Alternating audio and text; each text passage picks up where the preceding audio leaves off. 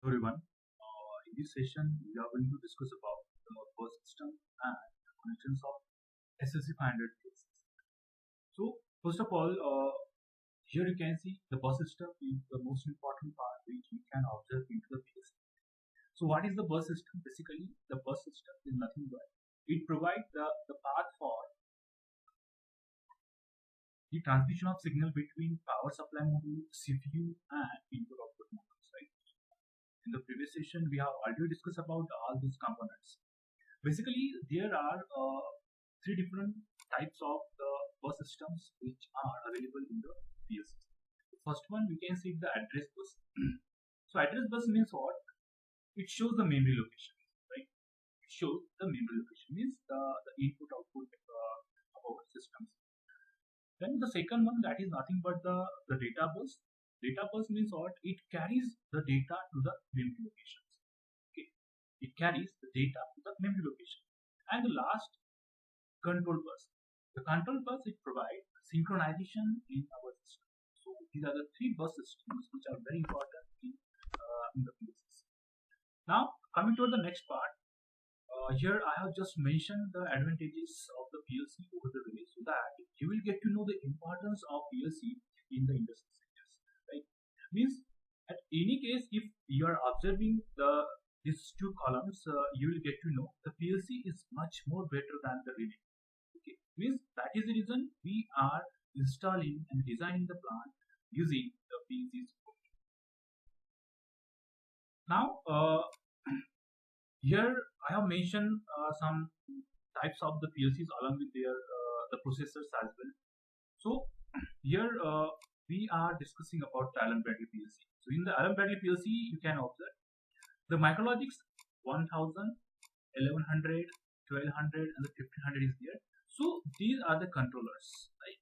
These are the controllers. Means simply what we can see, I'm working on the Micrologics 1000 PLC. I'm working on Micrologics 1400 PLC. Means these are the different controllers, right? Means as and when you are going to open the software and going to design the program, we have to select the controller first. Then and then we can able to design the program. Okay, the Micrologics means what? This is the compactor PLC, right? Now, in the second thing, what we are observing, the SLC. SLC means what? Small logic console.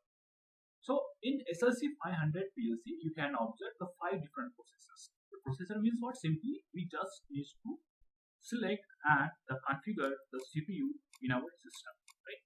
Because without CPU, we cannot do anything, we cannot process, we cannot even execute the program also. Here, SLC 5/01, SLC 5/02, 03, 04, 05. These are the 5 different processors which you can observe into the software of Allen Bradley PLC.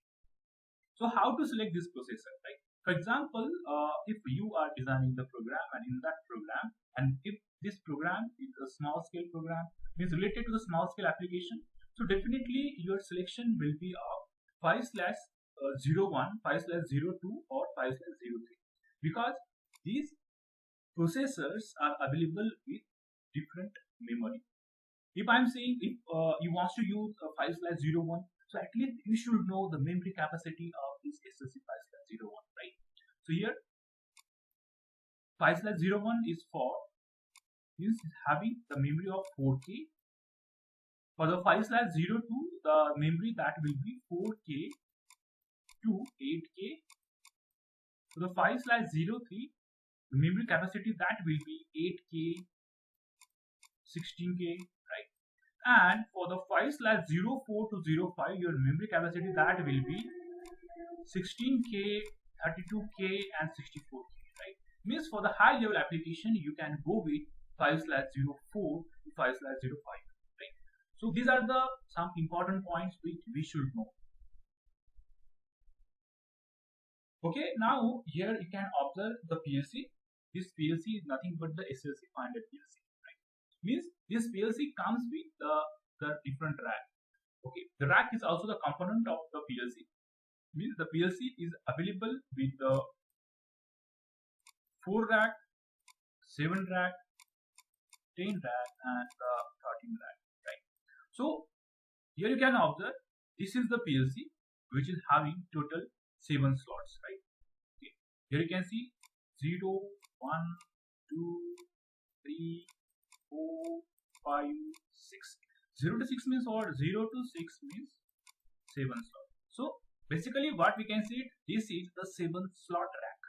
Okay, means in this PLC, in that particular rack, you can able to insert that much of card, right? So here I'm showing you, here you can observe the CPU card SLC 5/03 CPU, right? Means 0 slot is reserved for the CPU only.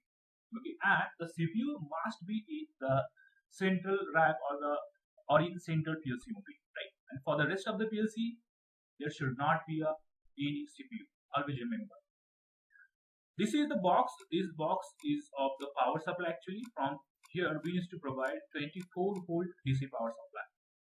And here some basic card you can observe. So maybe after this CPU card you can insert the digital input card, digital output card, analog input card, right? And if you require a few more digital inputs card, then again you can insert digital input card, digital output card like this. And if you require some additional card like analog card, so you can design it and you can add that analog card in this rack as well. For example, RTD card.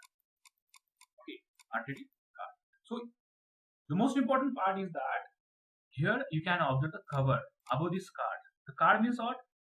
For the digital card, there are 3 different cards. The first one is digital input card, digital output card, and digital input output card, right? With the combination of both. The same thing you can observe in the analog card also.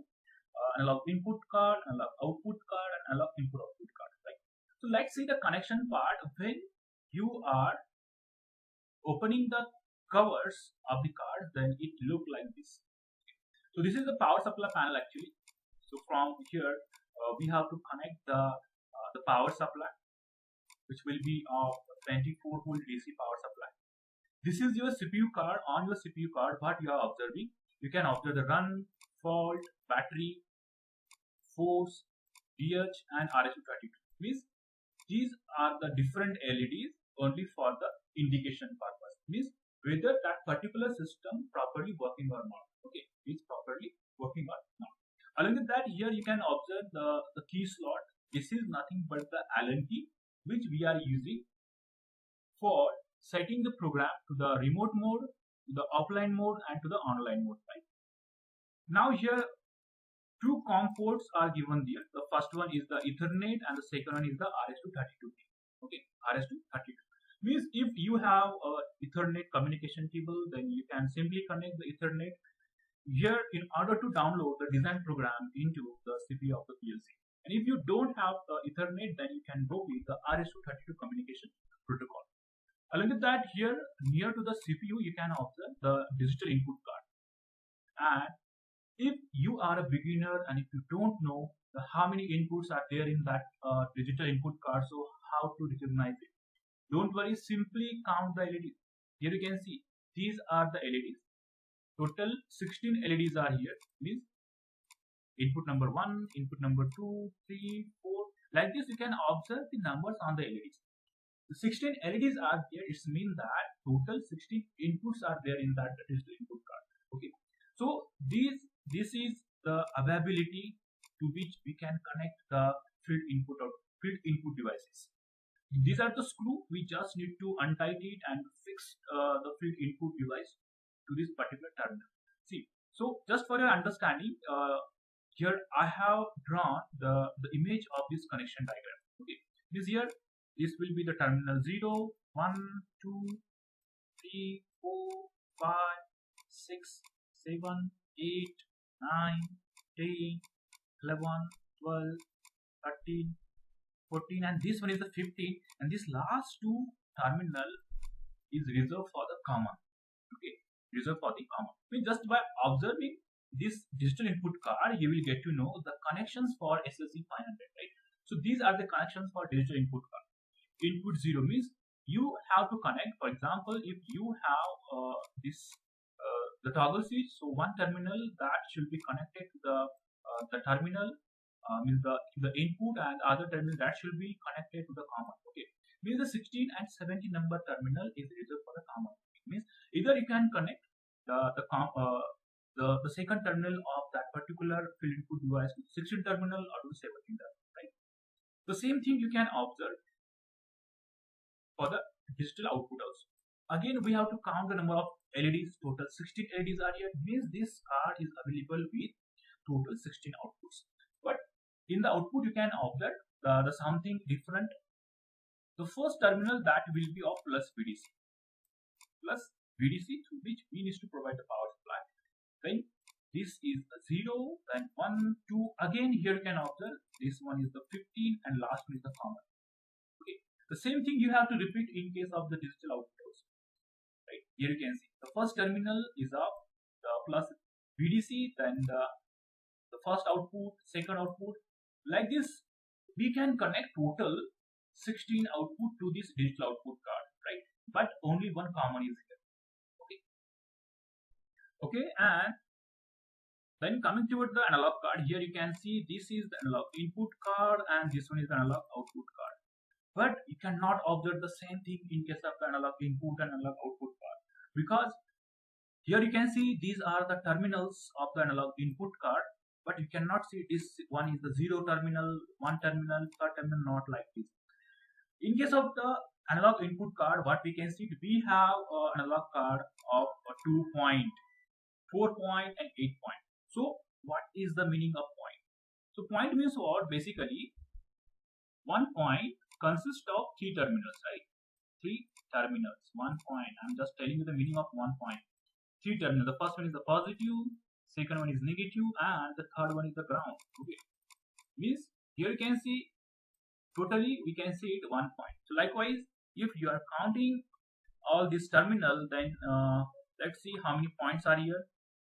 3, 1 point, 2 point, 3 point, 4 point. Means this is the analog input card with the 4 different points, right? 4 different points. Same thing you can observe in case of the analog output, as well as some other cards are also connected here. Means if you have a requirement of additional digital input and digital output, similarly we have to insert the rest of the cards into the empty slot, right? So this is how we have to connect the field input output devices to the SLC 500. So actually this part is very easy. Now this is all about this session. Thank you.